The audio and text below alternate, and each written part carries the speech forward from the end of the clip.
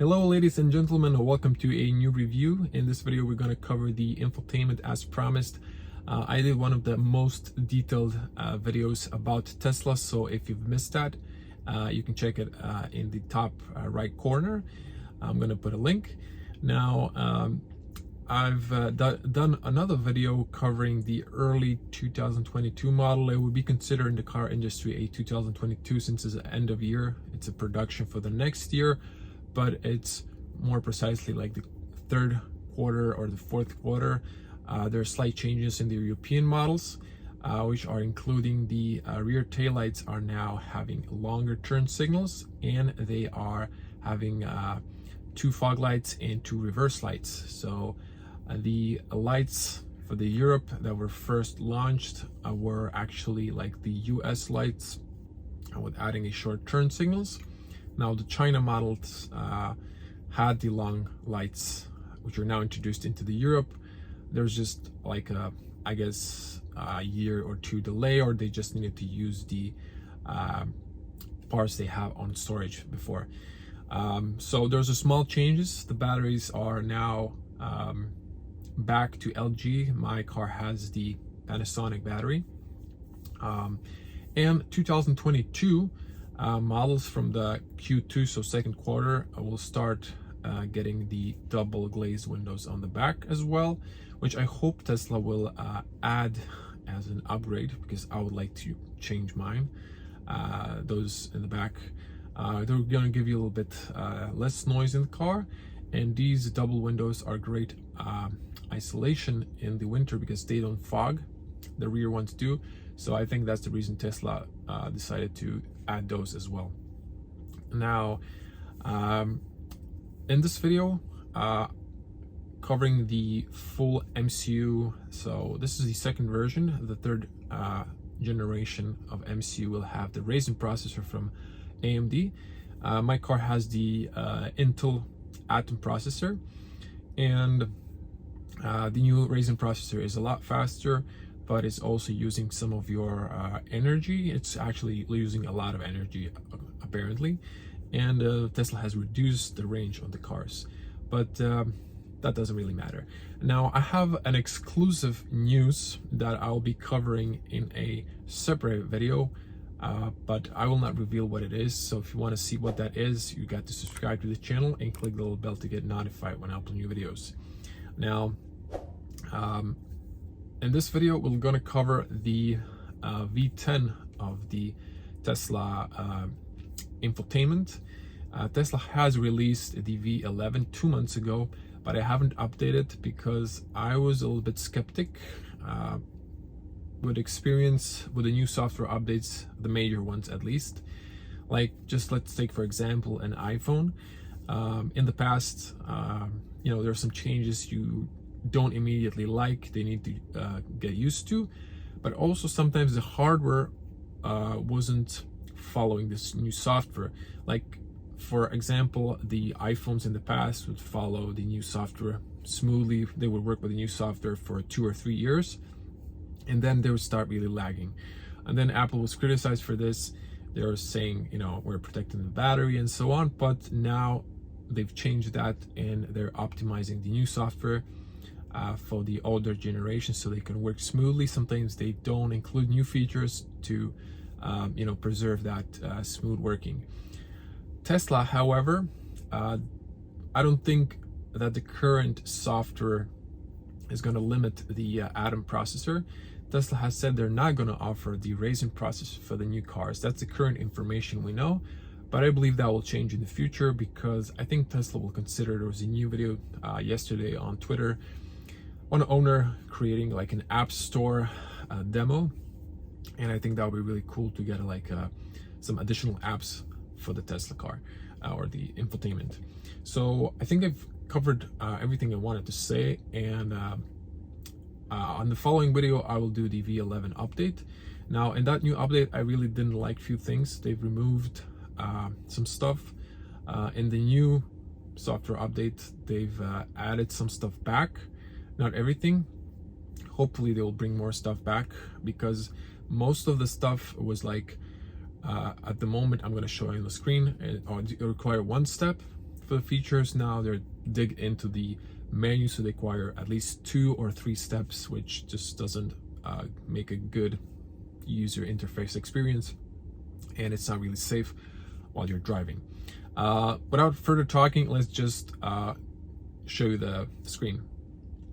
Okay, before we dive into all the details, I just want to point out that no legacy car manufacturer gives you new features. Some of them who offer over-the-air updates usually just give you bug fixes, but not new features for the car or new capabilities. So I'm going to show you inside the infotainment, since I got the car, what are the new features I got in the meantime. Then there are plenty of new ones in the new V11 that I'm going to cover in the following video. Now let's dive into the infotainment. Now it might be overwhelming at first, but I've seen worse when it comes to being overwhelmed. Like in the Mercedes-Benz, it's just really flashy, and it kind of looks like a Windows Vista, to be honest, with all the graphic user design, or graphic user interface is kind of very colorful. And now in this one, I like it because it's more minimalist. I like the iOS.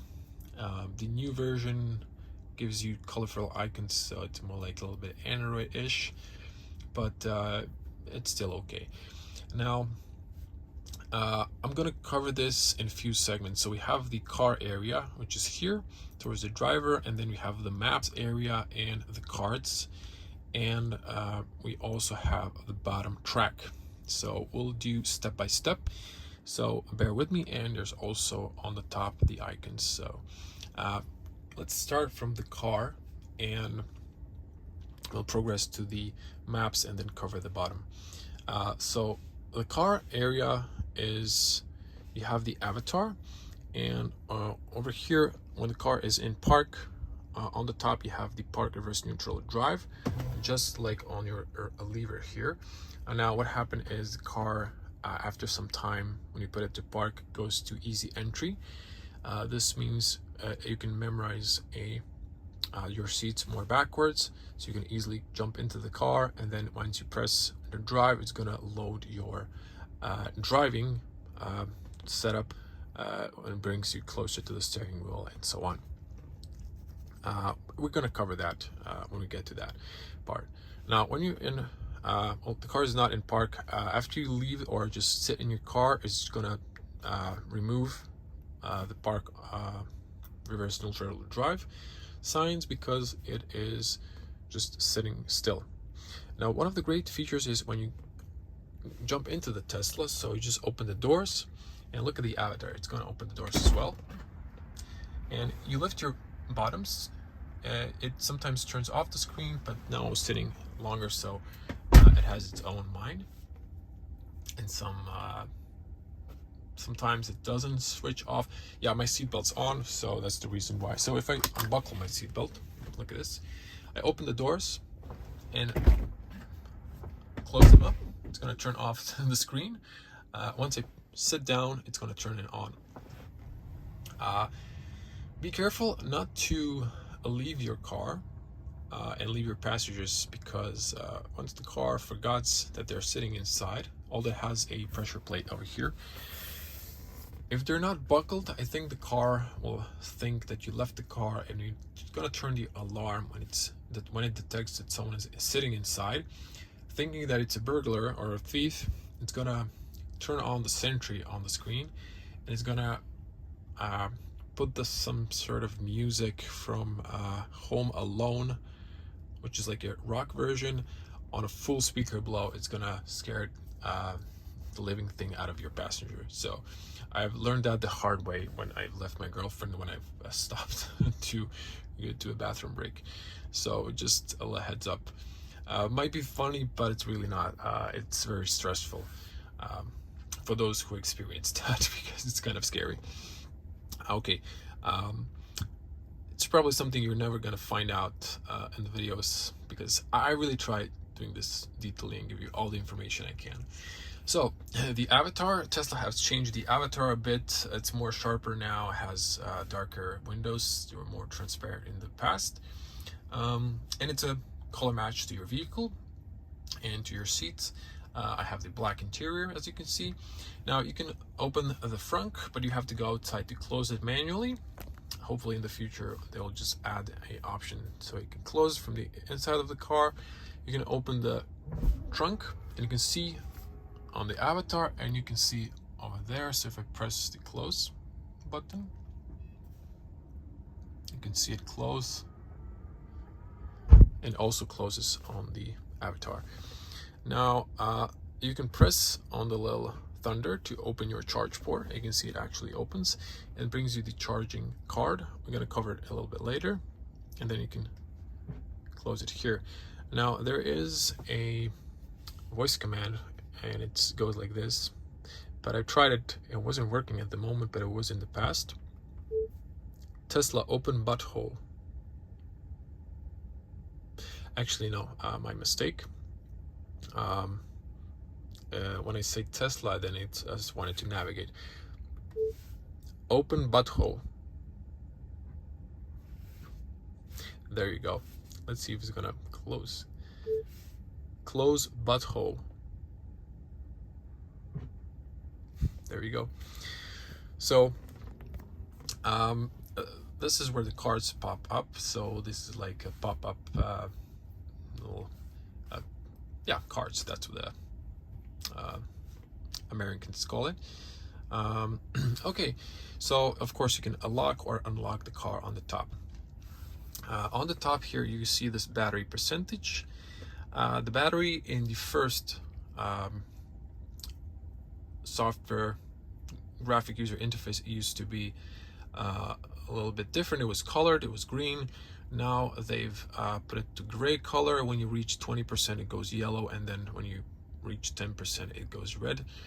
When you are charging it, it's green, but once you unplug it's gray. Apple did this as well, so this is well, the psychologists say this is like less stressful for people, so I wouldn't mind to have it green, but it's, I guess, okay. 77%, you can press on the percentage and it brings you the kilometers. Now once I got my car, this was not an option. They've included this later in the software updates. It's just very useful.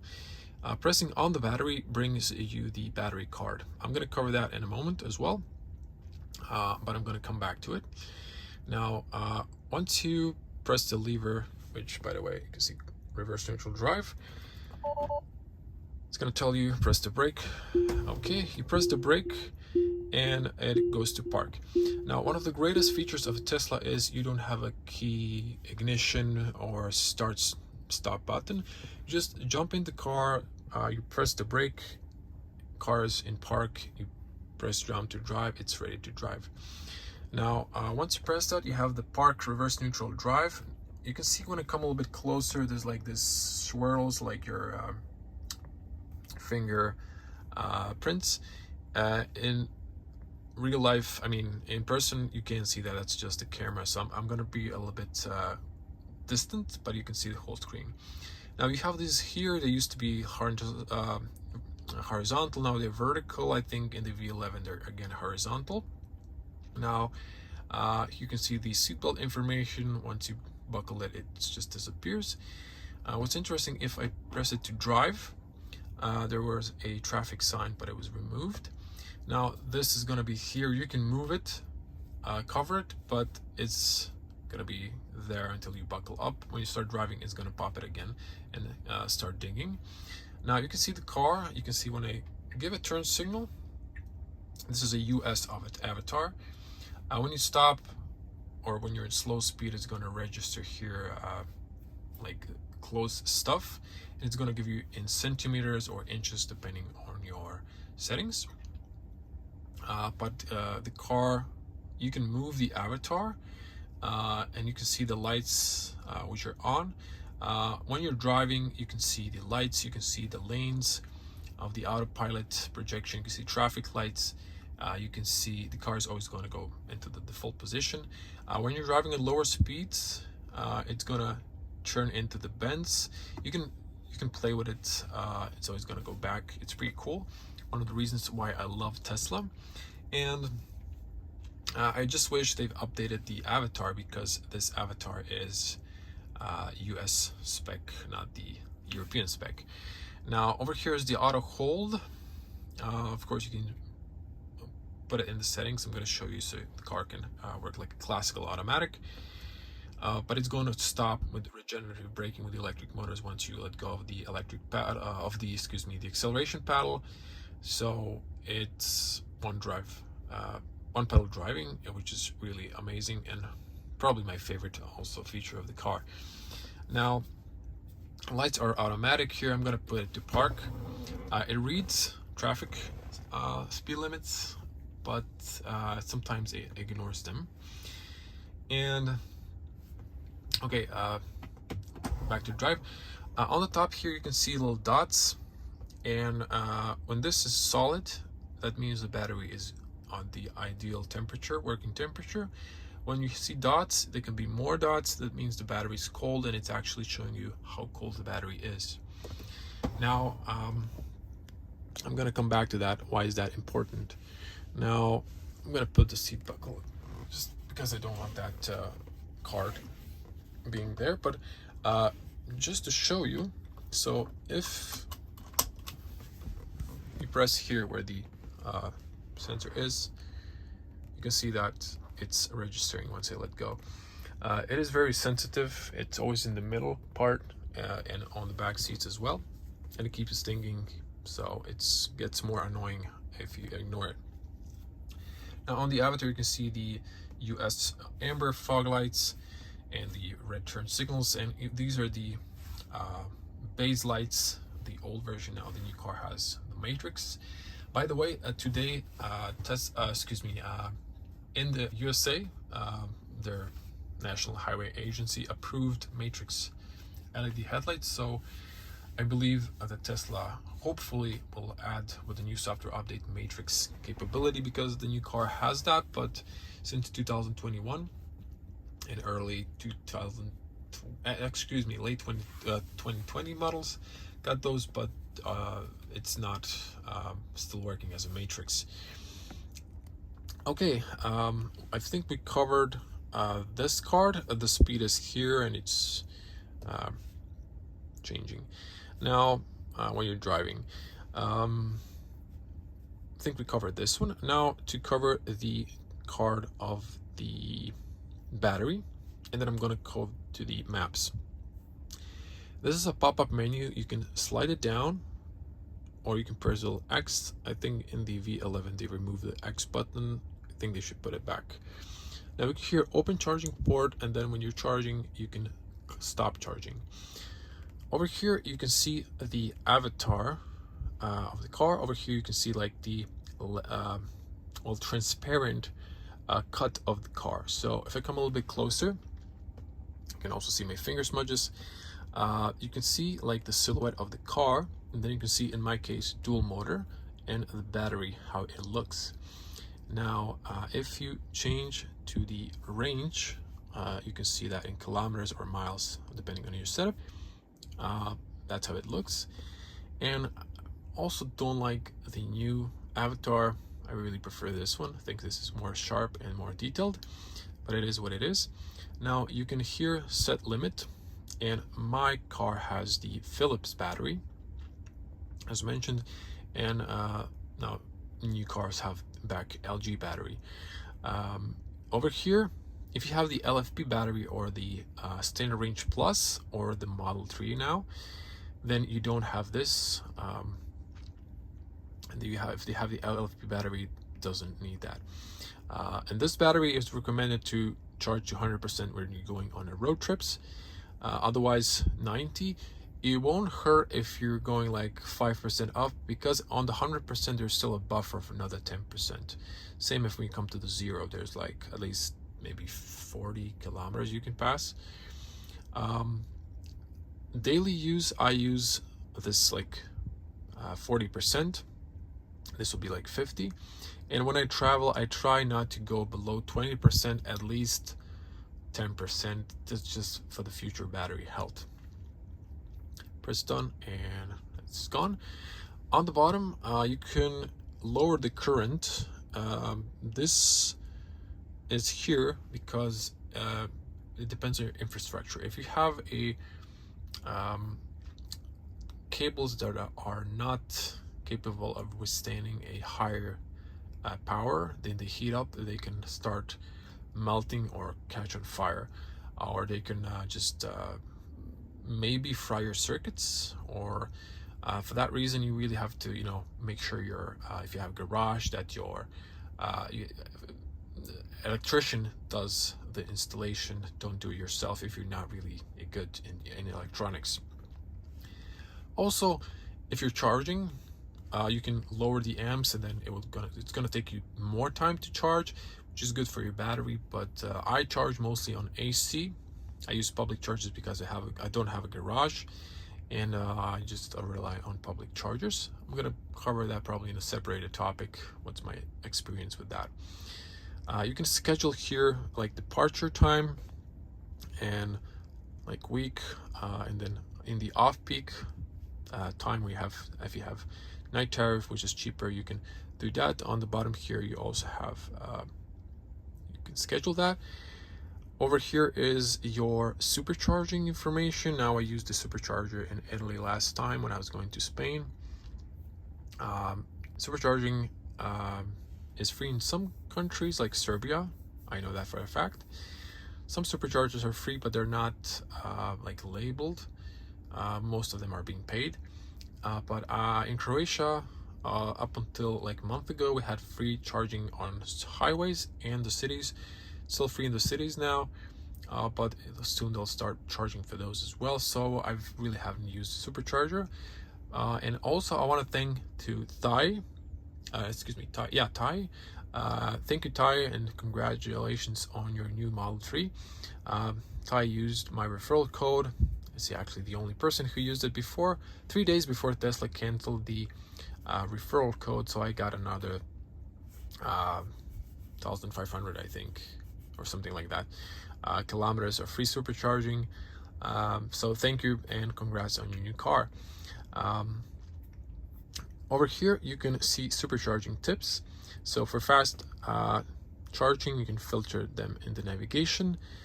You can navigate to them, and if you arrive with lower state of charge, it's gonna charge faster because your battery starts charging like a curve, and then it reduces the current. And then here it gives you a little tip on how to use the chargers. Not some chargers might share if there's 2 cars a power, so and just park on the next spot so you don't share if it's not rush hour. And then move your car because you're gonna get an idle fee.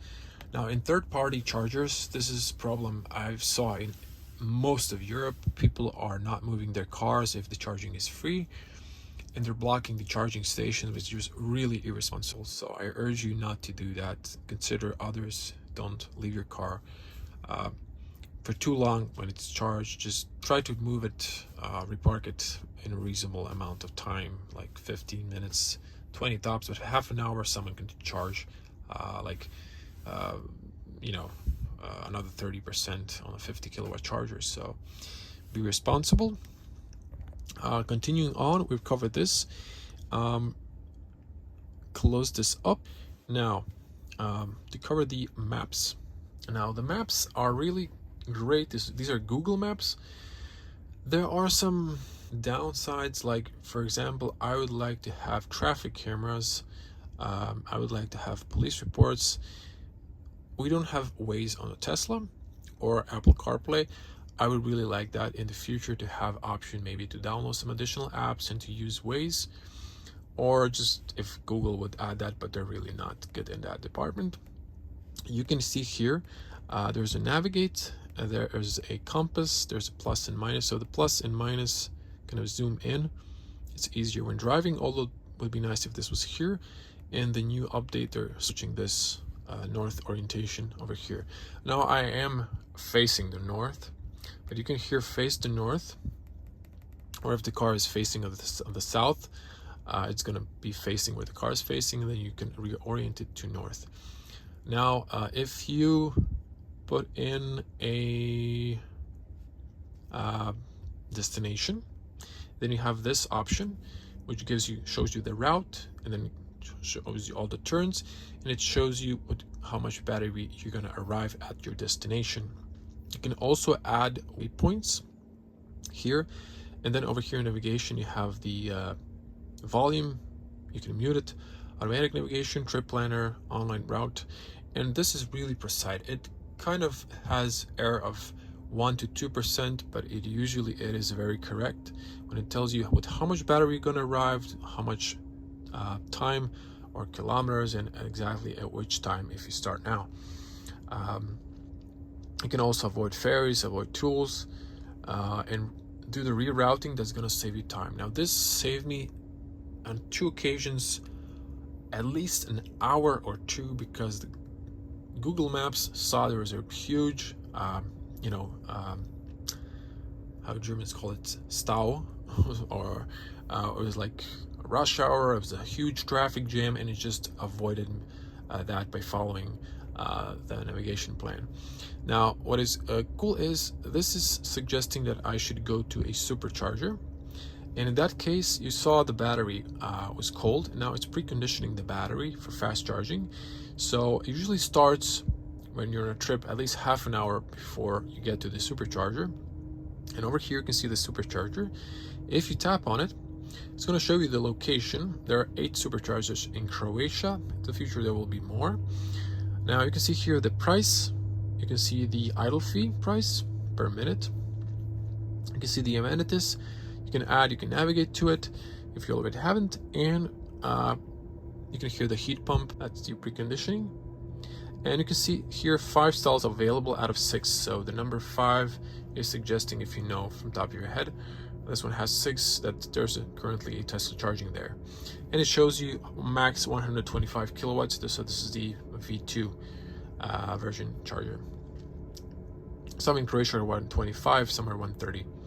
Now I'm going to cancel this, and the heat pump should just stop soon. Now on the navigation, over here you have some favorites and stuff like that. You can set up your home and set work. Your Sentry won't work until you set up your home address. And once you press here, it's just going to zoom back to you. Now over here you have the satellite maps, and you can have like this kind of clean look, the only streets. Some people get overwhelmed with the satellite view, some prefer it. And over here you can remove traffic if you want, or you can put it back on. Also works like this as well. Over here, Little Thunder. The Little Thunder gives you a list of chargers. You have 3, 1, 2, or 3 Thunders or bolts. Now this filtrates AC chargers. Tesla can use 11 kilowatts, but they're usually up to 22 kilowatts considered slow and AC chargers. Now this is usually Tesla destination chargers. Some are most are free to use, some are only for guests. Some people let you use it, even if you're not a guest. 2 Thunders would filtrate only like well, actually here it's filtering a supercharger, but it's usually like up to 50 kilowatts, and then the 3 bolts are like superchargers and ultrachargers that are like above 50 kilowatts of power. And press cancel. So those are your options there. Now we're gonna cover icons on the top. Before I do that, just to not forget, so this it's kind of getting sunset, so this might switch to dark mode at some point. So there is a dark mode, and when it's night, the GPS is the same, but if you go to this, this goes black, dark. I'm gonna show it to you as well. But in the new V11, they kind of dim the map. Now it's bright, same as it is at the moment. So those are some of the changes. Okay, you also have always streets where you're on and so on. You can see the surrounding area as well. Very useful. The little lock, when you start driving, it locks. You can lock it manually. And once you put it to once you drive, put it to park, I think it unlocks, and then we start driving and past like 10 kilometers, it locks the car for safety. Time brings up a calendar. You have the temperature. The temperature, when it's warm, it's pretty precise. When it's cold, from my experience, it's sometimes not accurate. It's even wrong for about 4 to 5 degrees. On the highway, usually when it's cold, I've noticed that it's not accurate. SOS call. This brings the car card for the emergency call. Now on the top here, early Model 3s had a SOS button. They removed that one and make this hazard button larger, and then you have it here on the on the screen. I believe the older models don't have it here because they have a little button on the top. And then easy entry. So when you enter the car, the seat backs up, you can memorize the easy entry setup, and then you can have your profile. You can see again the car removed that, so it kind of shifts that to the side. But you have profiles here. When I start driving, I can save my profile. If I move the seat, you can see here, I can save or I can restore. It also works for the mirrors and the steering wheel. And you also have a valet mode. I haven't used that one. Then you can add a password so they cannot see your stuff. You can limit the speed for them so they don't speed with your car. I really recommend that. Some people forgot to use that and valet wrecked their car. There was a few occasions of that ended up in the news. The little clock icon, so there's a little arrow pointing down when there's available software update.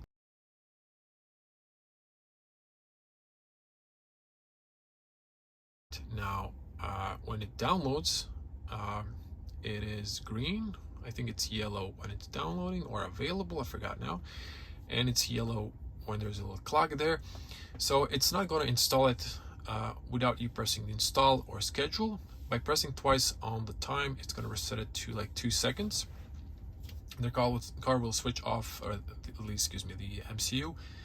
It's going to reinstall like in a minute or two, or sometimes 20-25 minutes if it's a bigger software update, and it's going to reboot. Now, what's important from my experience, I had in 2 occasions I've started driving, the screen was still black and then it just turned on. But on one occasion, the navigation frozen while I was driving, and then it unfroze, but then like a few seconds later the whole screen froze. Remember, I was driving, so my speed was stuck, nothing was changing. And what I did, I've pressed the 2 buttons here, hold them both together for 10 seconds, then this resets and boots up after a minute, and everything worked fine. So that happened only once in 7 months of use. Now, continuing on, the little eye here is the dash cam. You can turn it on or off, and the little thing here, only in park, is your sentry mode. So the car uses the side rear cameras, front camera, and the rear camera as a video surveillance. You can press here, and then when the alarm is triggered, it saves inside the car's memory. Everything else is stored into the flash drive in the glove compartment. So for example here, it recorded something. You can see this is the front camera. You can see the left, right, or rear, and this is good if someone bumps into your car, and this is the rear one, front. So the little dot here usually marks when there's something happening.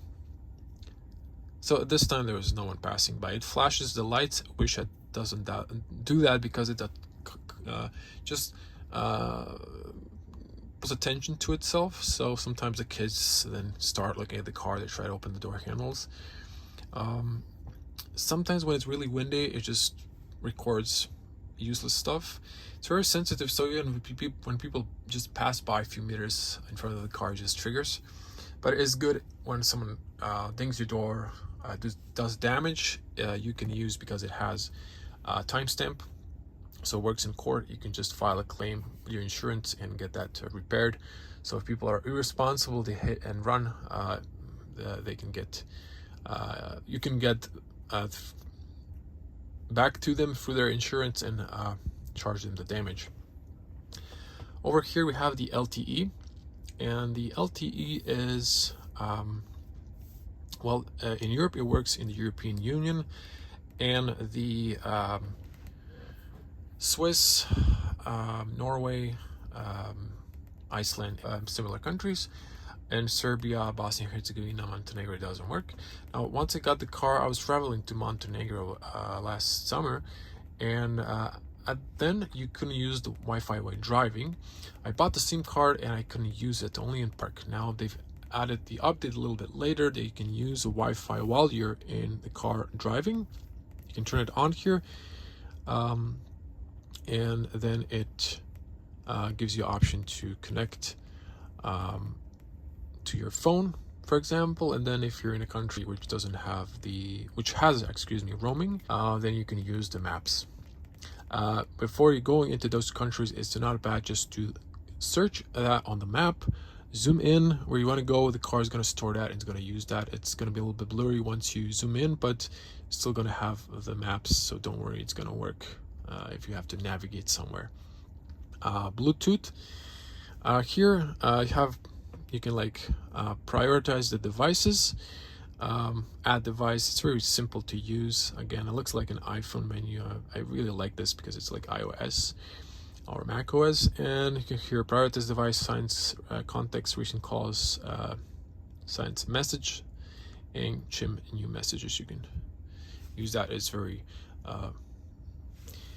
easy.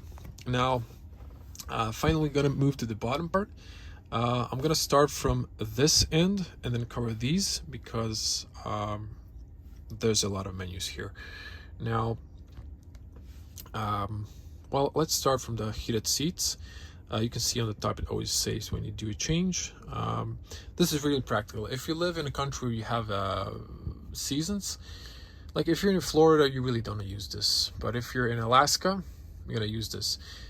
Same for the Europe. If you're in Greece, you're never going to use this probably, but if you're in Spain, but if you're in Norway, Germany, like even Croatia, here we have some winter. It's usually mild winters now, but this is a functional stuff, and I really like to have that. They removed that in the next version. Hope they're going to bring it back. Also, what was removed is this is the front blow and then max blow, and over here is the defrost for the rear, and this is really just useful, and it should be optional to put it on the taskbar on the bottom. Here's the this is the music. You can slide this as well. Sorry for the music, I can't play for too long, but these speakers are excellent. I've talked about there in my review. The speakers in the Model 3 are just one of the best speakers I've tested in cars in general. Now so this is here for the co-passenger. The driver can use this, a left roller for the volume, so you most time don't use that. Temperature, you can change the temperature here. You can slide to the warm or cold, but you can press here the sync, so then you have the dual climate option because it's a dual zone. I often forget about that, so me and my girlfriend are always, I'm cold, I'm hot, and I just keep forgetting that I have dual climate control. You can press here, but you can synchronize both, and then it's just one temperature. Now in the new one, you're gonna see in the following video, they've kind of separated that, so you always know there are two. I'm not gonna like this, but then you won't forget. Now pressing the fan brings the climate control menu, and here you can switch off the climate. Then it goes gray, and you can hear it's a lot less noisy, but when you turn it on, you can hear the fans. You can here turn off the automatic. You can control where you want the airflow, or you can press automatic, and then it's going to do this thing automatically. You can schedule here if you're going to commuting to work. This would turn off the AC, so only air circulation is working. You can control the fan speed here. It goes up to 10, and you can turn it on. If you turn it automatically, it's going to control the fan speed automatically as well. You can here close the air recirculation, and You also have here a little tab. This brings the heated seats, so you can turn it here or you can press on one of these. For the rear seats, it's only here. In the future update, they removed the front seats, so they're only controllable by the temperature shortcut, and when you go into this menu you can't control the front seats anymore, which makes no sense. You can turn all off, and here's the heated steering wheel. Now the heated steering wheel is excellent. I really love the feature, but it should have 3 levels. It doesn't. It has only 1, so I think it should have, just like the seats, like 3 settings and not just 1 setting. Now the whole steering wheel is heated, which is excellent. The seats, this bottom area and the stop one is heated. The bolsters are not, and when they're super cold, it's really not that good. In the future, Model 3 will get ventilated seats as well, so wish I had that. Sorry, I kind of pressed that there. Okay, and to wrap it up here, you have the climate will turn off when you leave the car. You can leave it on, and then it will work until it reaches 20%. In the new update, see if they've added something new, you can use it all the way to like 0%. Dog mode, or I don't know, some people say why it's not a cat mode. It allows you to, if you have a pet, to leave the climate on. Tesla never called this like a child mode. You could leave your child, it would be safe because the climate would be working, but it's still socially not acceptable, I guess. And then camp mode, it says here, so car will stay on until the battery reaches 20%. Again, in the new update, I think it could stay up to 0. So you get a lot of new things. Now over here, you can turn on the rear blow AC vents or off. Also very practical. And over here, this is how you can like pinch to zoom, and you can see where the air blows. That's why you don't have those like clean air vents. Also a very cool feature, and a lot of people love that. Now on the bottom, it also says manual, and then if you turn it on, it goes off, so it's automatic. A little arrow on the top brings an additional menu we're going to cover. Wipers, so once you press the stock here, it brings up the card, and you can then turn it on. You can have it off. Then if you put it to automatic wipers are really bad. Tesla doesn't use, which is really cheap sensor on the top for like a rain sensor, so it uses the cameras, but it's not good. It's really, I use the speeds and then I turn it on and off. It's a nightmare. The automatic wiper does not work good. Hopefully in the future they will consider to fixing this. Now once you go to the reverse, it always brings up the camera. You can bring it manually, and you're gonna have a rear reverse camera and the side rear cameras, or you can have only the rear camera. And this is really nice because you can see that you're inside the lines, parked correctly. Okay, and music. Now over here, depends on how much you bring the car. You can bring the car to the top all the way, or you can bring it halfway, or you can bring it just to have display menus, buttons, and then you can close it up. Now I'm gonna put it on top. On the bottom, you have also new menus. So you have the radio, and here you have like the radio station, your favorites.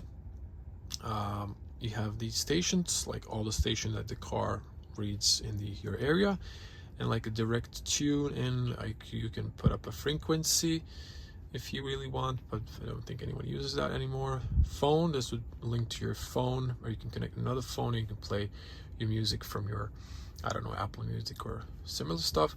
Spotify, you use your Tesla account, so in this case you get, if you got the long range, you get in performance, you get 1 year of free Spotify as well with the premium connectivity.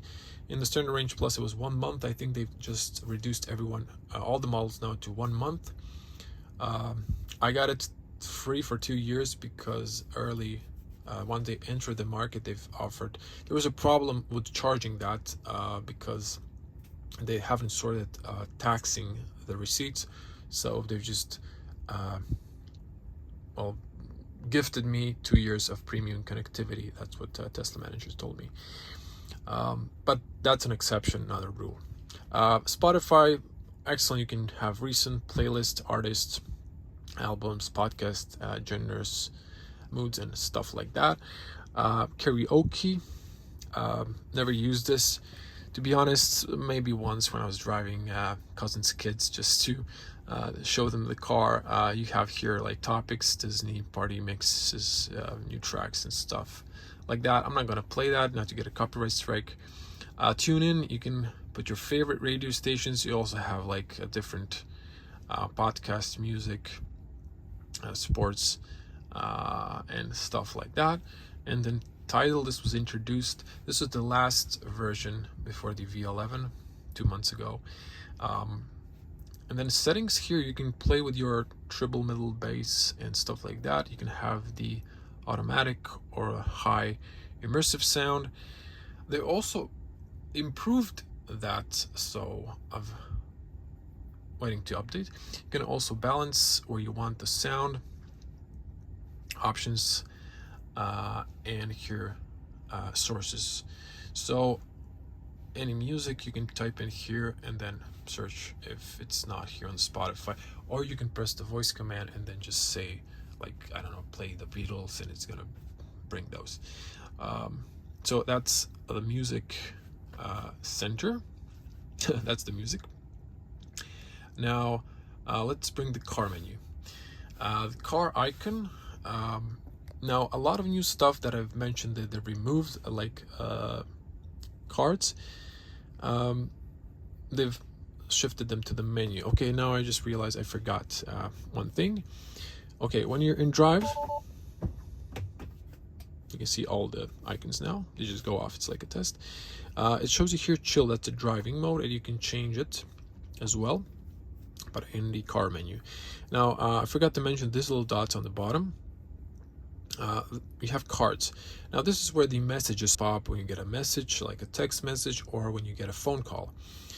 Over here on the left, you can see TPMS. Once you start driving, it reads the pressure. It's like a PS bar, whatever you set up. And on the other one, it's your trip meter, and here it shows you how much power you're using. You can reset it here, rename it. Have since start. Since start, when you stop, it's on. When you start driving again, and then it resets. And then you have here the since last charge, how much power have you used, how much kilometers or mile have you passed, and what's your consumption. This is watt hours per kilometer, but if you reduce the last digit, it's then kilowatts per kilometer. And then over here you can see trip A, trip B, and then on the bottom, odometer. I've passed 17,000 kilometers. I did 14, although I did travel to Spain and Germany, which I wouldn't do. I've did it because of a Tesla and had some free supercharging miles. So 17,000 kilometers, I didn't pay almost nothing for charging. I've been driving completely free, and there's still stores who have free charging even when they start to introduce charging on the public charging stations. So basically I've saved tons of fuel money. I love the cards because they're closer to the driver, and they're really useful. I hope they'll bring those back. Now back to the car pop-up menu. You have quick controls. You have the automatic lights. Now once you push the stock towards the dash, you have the automatic lights. Automatic beam is a little bit late. It blinds the drivers. And as mentioned, American Safety Highway something administration today legalized the matrix lights. This avatar doesn't have the matrix. My car does. So I'm hoping Tesla will add via the new software update matrix capability, because matrix lights would create like a shadow in front of other cars. The automatic long beam kind of is late. Sometimes it blinds the truck driver, so they start flashing you. Now exterior lights, you can turn them off. also turns off on the avatar. You have the position lights. There's one on the top here. Taillights do not illuminate, and then when we turn them on, everything illuminates, and then you have the automatic working on the sensor on the top, reads the light. Front fogs, you can see them here as well. Rear fog, I have only one rear fog. I really like to have new lights, but it is what it is. And one reverse light, unfortunately for me, because the new models have dual reverse lights and fog lights and long turn signals, but they have a different stop lights. Okay, mirrors, you can control here auto tilt, auto fold, auto dim. You can control the left or right with the little left roller here. I demonstrated that in my review. Steering wheel, same thing. You can adjust it to go forward, backward, up and down, and you can press to fold them and fold them. Now over here, when you fold them, always fold mirrors at this location so you can memorize when you're at home.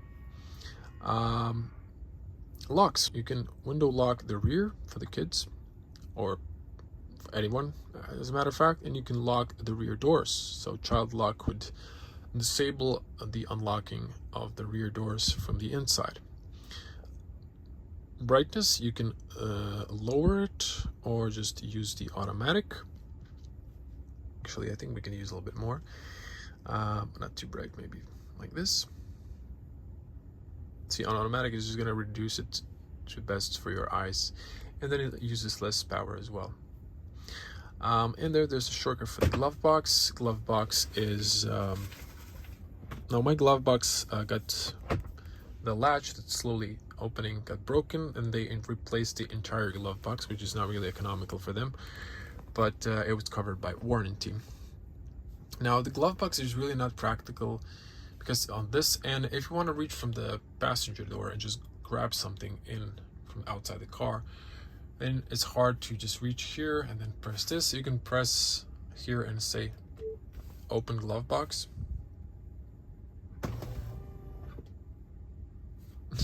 You kind of misinterpret my command. Open glove box. There you go. Yeah, also my light wasn't working once the latch broke for that slowly opening. I kind of opened the charge port by accident. Okay, now to continue, lights. This is like a shortcut where you have lights, and then I think they removed the fog lights in the next update. And the lights here, you have them also. Doom lights are cabin lights. Those are the doom lights. You can have them on, off, or automatic. Ambient lights. The ambient lights are like these and like these. You have like pocket lights. Forgot the word in English, but footwell lights. These are not ambient lights. So what this says is wrong. The ambient lights, if you had some lights here in colors, that would be ambient lights. This is not ambient lights. You also get these in long range and performance only. Standard range plus cars didn't have that. I might be wrong. I think now in the Model 3, the entry model, they've actually added those. Also, fog lights are not available in the standard range plus. They were at the launch of the car, but they removed them for some reason. And I think it's a safety thing, so it should be mandatory on all cars, if you ask me. Locks. You can add a key fob, your iPhone, just press on the top and you can add those. I have my video, I bought the key fob, very practical. You can watch the video. And again, window lock, child lock, just another shortcut. And then on the bottom here, you have walk away, exclude home, and so it will automatically lock the doors, trunk when leaving with your phone, or key fob. Driver door unlock only if you want that. Unlock on park. And over here are left notifications, so you can have exclude home if you have a private garage. You can just lock the doors or doors and windows. They'll automatically, when you leave, close. A lock confirmation sound. This is when you would lock your car, it would just honk.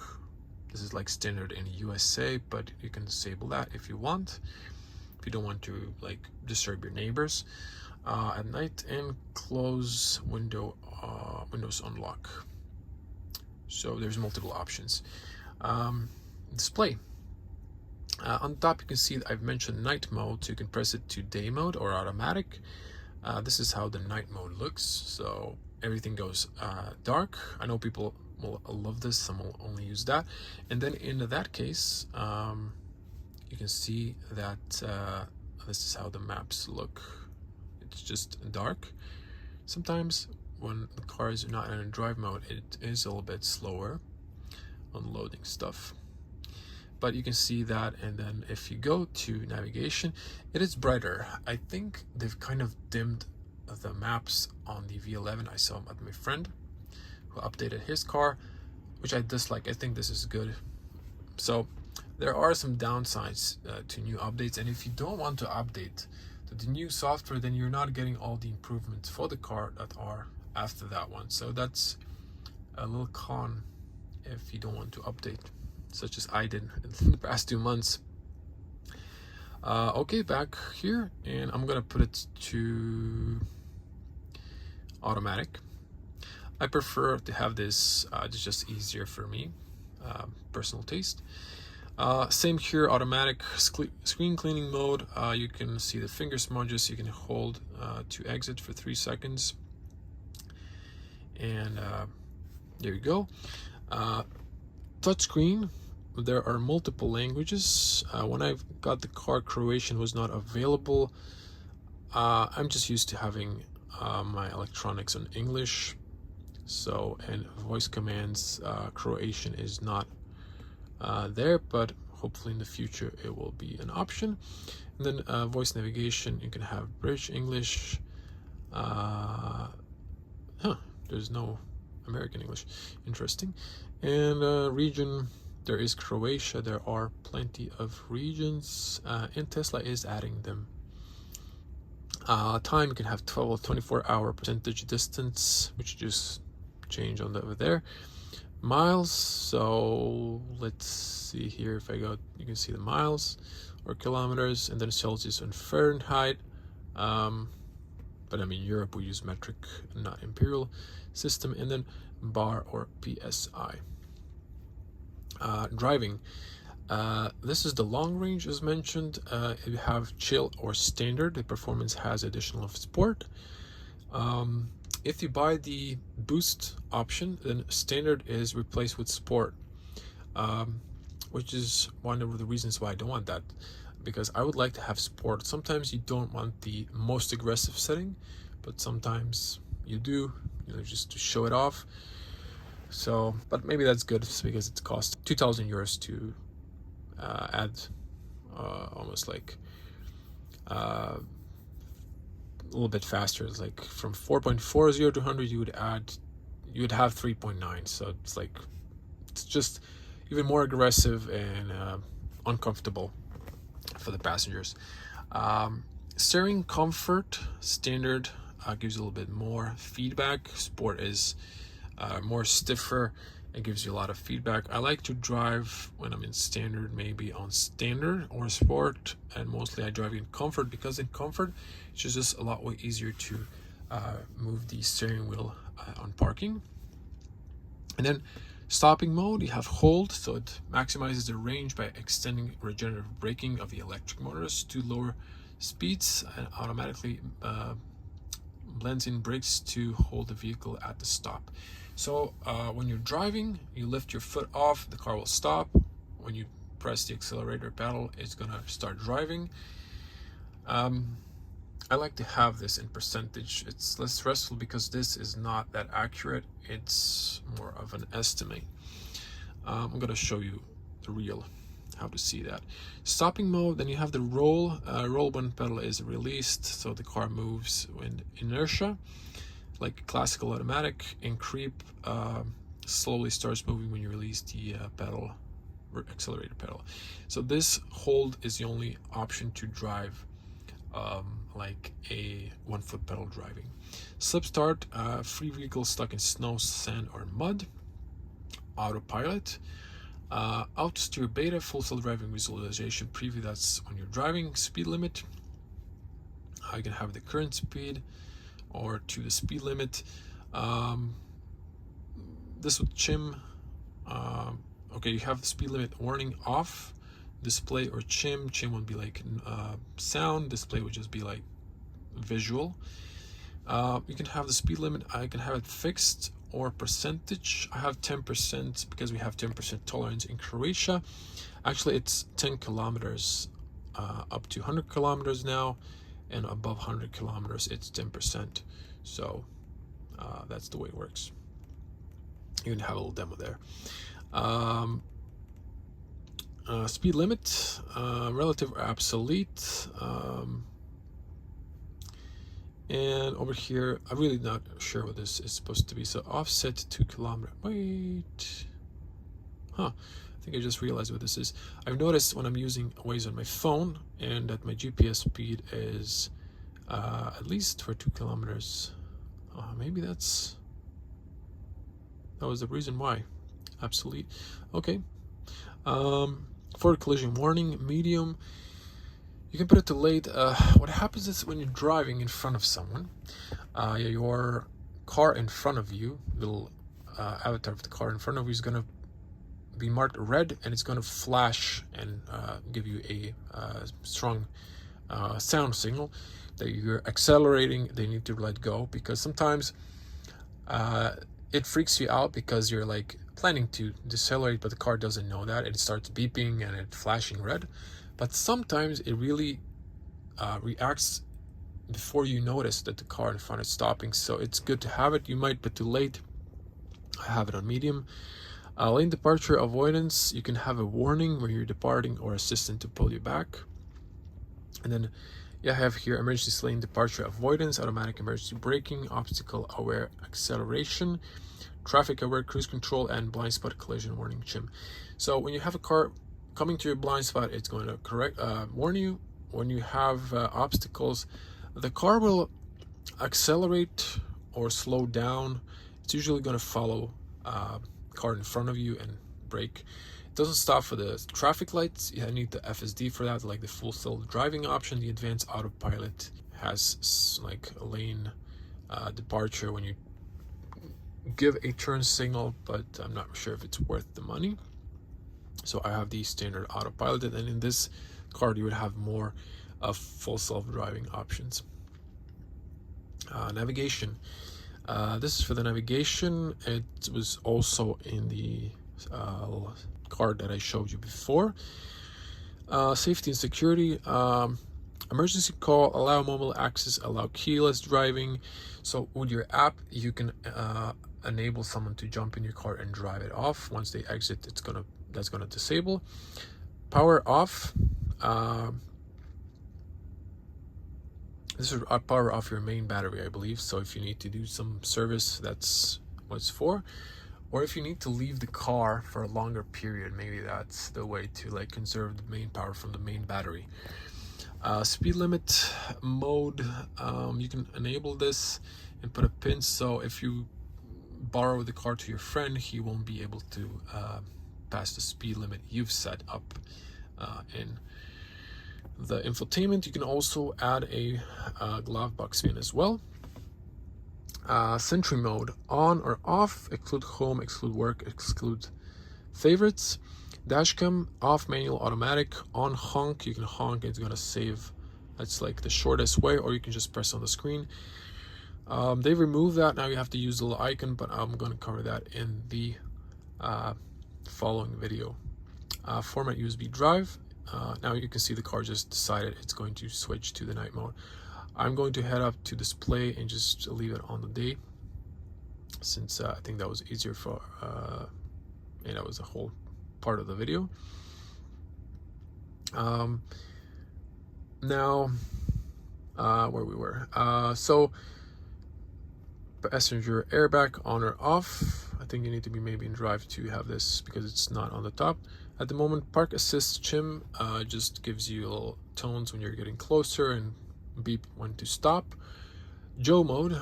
Joe mode is basically the guy that was named Joe, tweeted Elon Musk that turn signal was too loud and that his kids were waking up. So when you press the Joe mode, all the sounds the car makes are a little bit less noisy. Security alarm, tilt intrusion. You have to turn off the sentry to disable those. If you're in a ferry and there's some waves, the ship tilts a bit, it's going to trigger your alarm. Also, if your car gets towed, it's going to trigger that alarm. So if you're in a ferry, you might want to turn this off. Pin to drive, and glove box pin. So cabin overheating protection, off or on. I think you need to have sentry off. In the new update they might have canceled that, so it doesn't need to be off. Well, my car, there was like 40, almost 50 degrees inside the car. Display is okay. Nothing inside the car was damaged or anything like that. The car could withstand extreme temperatures, cold and warm. The problem with this, when it's really hot, it just you can feel the heat coming from it, and when it's super cold, you can feel the cold coming from it, especially on the back seat as well. So it's really crazy that there is no shutter, like a roller or something to close it up. Some people tint that. I haven't yet. And the reason for that extra heat you're getting or cold, you have to run your fan speed in summer on high, and it's just really annoying because it's noisy. So those are some of my experiences. Now, data sharing, you can share your data with Tesla, and then some of the features on the app or on the screen do not work if you don't share the data. Service, owner's manual. This brings you to the owner's manual. There's another way to get to that. It's loading it. I see this video has passed almost an hour. Owner's manual and mobile connection Gen 2. Okay, so there's like a lot of technical data, and it's like a lot of text, so I'm not going to show you that because the video would be absurdly long. And car wash mode, this is also introduced. You can see all the things here. You can screen clean mode, fold mirrors, exit car wash, enable free rolling, press brake and shift to D to enable if you're on an automatic car wash. You can also pull this one down or use the little X. And over here you have the adjust headlights. Some people do not know that, but you can adjust and calibrate with a little roller the beam height for both lights.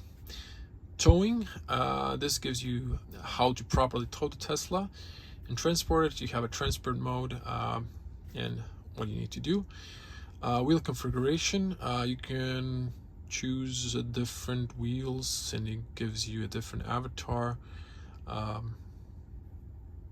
So this is mine. You cancel or confirm.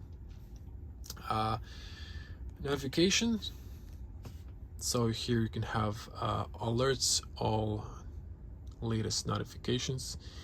It brings you here if you have stuff like warnings and so on. Camera calibration, you can calibrate the cameras for the autopilot if it's not working. And seat calibration, so sometimes if something's wrong you can recalibrate that. And factory reset, so if you're selling your car, you could log out from your Tesla account and the car software will reboot to factory settings for the new owner. And wipers in service mode, so it's just gonna come up, and here is the Tesla call assistance. Software, you saw my VIN, but you can see long range, dual motor. You can name your car. Autopilot computer, full self-driving computer, additional information. I have the Intel Atom processor. I really don't understand why Tesla doesn't have 5G. It's only 2, 3, and 4G capable. Autopilot included, premium connectivity in my case included, otherwise it would have expiration date. Here's the software update, advanced or standard. I keep it on advanced and you get as soon as it's released. First 5 times it would usually start trying to read the newest one, but it doesn't work anymore. Owner's manual also brings you to the same thing. And that's the whole car carve. Now over here you have the little menu. You have calls, so this I'll have to cover it up. My personal numbers, have the calendar, no events here, and then you have those. And you have another camera shortcut, which is just really not necessary since it's here. Energy. Now, you can see here last 10 kilometers, 25 or 50, instant range or average range. This is projected instant range, so this would be more accurate, also depending on your driving style. That's why I like to keep it on percentage. It's more better for me. Now if I go to the navigation and I go to Supercharger, then I go to the energy, then you have the option of trip, and then you can see exactly with how much battery you would arrive to the charging station there. And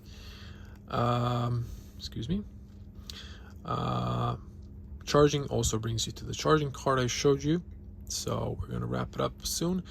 Web, it is a little bit laggy. I really don't use it that much. I've tried watching videos like games when I was charging, but it doesn't work. I think it has only like Flash Player, doesn't have the new thing. I forgot it was HTML or something. But you can like watch the game. You can just go to this, loads the last page, but you can go to Google or whatever. You can like go here to favorites, I guess, like just open up like Google and so on. Entertainment. In park you have the theater option, so you can watch Netflix, YouTube, Twitch. There is Hulu, Disney Plus, Amazon Prime and stuff, but it's region locked, so we don't have them in Croatia. Those games, I might do a separate video. You can play some of those on the screen, with a steering wheel or with a remote, and there's plenty of them here. This one's really fun with a remote.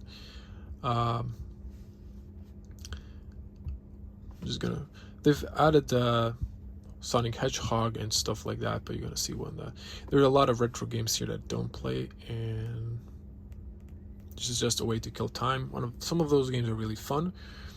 And for the last, Toybox. One of the coolest features of Tesla is the boombox. Since second quarter Q2 2021, cars got the boombox 3NY. You can play current media. You can, with a horn, play some of the preloaded sounds, or you can. That's from Witcher. Toss going to your Witcher. In the USA, you could press while driving. In Europe, it's only once you're stationary in park. Emissions of farts. You can fart outside if someone's passing by, and and you can choose type of farts you want. Fart on turn signal, fart on demand with the scroll wheel, so you can prank your passengers. This is really cool when you have kids. It's just they can start laughing, and you can play your jam here. Romans, get cozy. It's gonna start playing. First, it starts the huge fire. It starts heating from the ventilation. On the second tab, it starts playing romantic music, which I'm not gonna play now. Sketchpad, you can draw Mars you can have a map. Santa would bring a Santa mode, so this avatar switches for this one. It's cool. You have jingles when you press turn signals, and Rudolph nose flashes and those lights. Pretty cool. Rainbow Road, this is like Super Mario game, so I think it's like push gear start 4 times quickly when auto steer is engaged, and it'll switch to rainbow on the Autopilot Vizualization. I kind of once turned it on accidentally, didn't realize. And yeah, that's the Toybox. There are some new features like the light show, so we're gonna see that in the new update. I think I've covered everything, so that was the whole infotainment. Sorry if it's long, hour and 10 minutes, 5 minutes of me talking. Give this video a huge thumbs up, and I need to put this back on automatic. So there you go, dark mode. Some of you are gonna freak out. I know a lot of people like dark mode. I just prefer to have it automatic. Okay, so I kind of realized that I didn't show you the key thing that I did mention, and that is the new stuff that I got for the time while I got the car. So in the software, over here we have the release notes, and over here you can see everything that's new. It takes a little while to boot up, and there we go. So over here, I'm gonna start from the bottom. You can see there's a whole list, and with the new update it's even more. So since I got the car last summer, minor cold weather improvements. There are languages. They added Croatian and Norwegian. They added the Skyforce Reloaded game, pretty cool game. Cold weather improvements, and here new language support, so Hungarian, Romanian, and Russian. And a feature I was mentioning, remain connected to Wi-Fi in drive. Range display, so you can see tapping on the top distance without going into the menu. Dashcam improvements, mirror auto dim, so and before, so all the mirrors, side mirrors, and the inner mirror is dimmed. You can turn off that, although it would be better to have a little shortcut somewhere.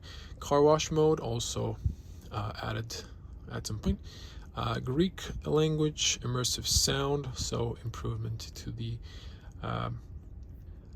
bass and sound altogether. Cold weather improvements again.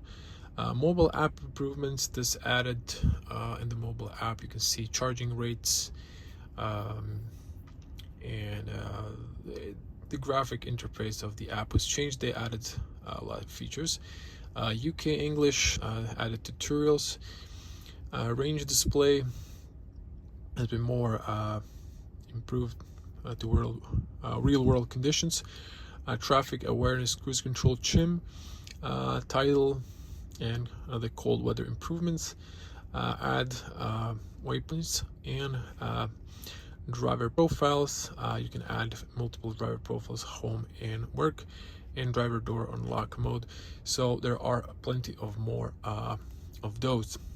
Now if I press close, back on the car, and just to see here service, what I wanted to show you is the adjustment of headlights. Now you can see the beam has lowered, and now it's dark, so you can see that. You can see how it raised the beam, and now you could play with the beam.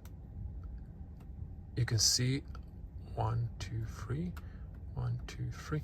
So I think I'm okay with the setup. You can individually control both of these lights, so you can have one lower or what you prefer. People don't even realize that. And there is also a little thing I might have forgot, and the light switches. Ambient lights, auto high beam, steering wheel lights. So those are these little guys.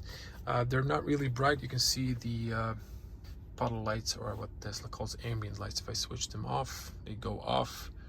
They're also here. You can see this one. There are street lights, but you can see this one, and then auto ambient light off and on. You also have the door pockets lights. Those do not turn off, and they work both front and rear when both doors are open. In US, for some reason, if you open the front door, the rear one doesn't work if you open it, and vice versa. So that is everything. I'm gonna also cut in how charging looks in this version of software. So this is how the charging looks like. So I've just plugged to the AC 11 kilowatts, so you can see time to limit, so to 90%, how much it needs, how many volts you're pulling, and you can reduce here the current. If you reduce it, then it starts lowering kilowatts, but it extends your time. You can stop charging on the top and unlock the charge port. You cannot do a software update once the car is charging. In the future, I think they've removed that, so you can do updates while charging as well. And once you're charging, you can press on the battery to pull out the menu, or you can press on the thunder here, or the bolt, same thing. Now once you leave the car, then it gives you this big screen, tells you how many hours, percentage, kilowatts, and everything that's useful. So you can see it from outside the car. Once you move, the car will lock, or when you lock it, the screen goes off. Now also, just you can see the resolution of the cameras is excellent. And if you go to reverse, like closer to that street light, it's going to show you centimeters, and when it tells you stop, then you're close enough. Also, so you can see the line of the matrix lights. This is the full beam, just a little extra. And this is a little annoying when you're in a traffic light. Sometimes the car doesn't read the traffic light, so it's supposed to be like this, so you can see the traffic light, but sometimes it just acts up. And here you can see the tire pressure information now is loaded. And one of my favorite features is you can see the power consumption. Now it just started, so it's crazy, but you can accurately track your power consumption while driving. And the V11, it shows on the card like this, so it's not really that practical, because you have to look here. Here you can just take a glimpse. Now when driving, you can see the car reads traffic signs, traffic lights. You press once, you turn on the cruise control. Tap twice, you press on the autopilot, so you have the visualizations. You can see pedestrians, other cars, cyclists, even pets. If you like this video, please give it a massive like up. Leave your comments below. Do you think Tesla should return some of the stuff, and how do you like the new infotainment? I think I prefer some of the old stuff. Hopefully Tesla will listen to us and bring back some stuff and make the user interface more safer for the road. Thank you for watching. I'm going to see you in the next one. Bye.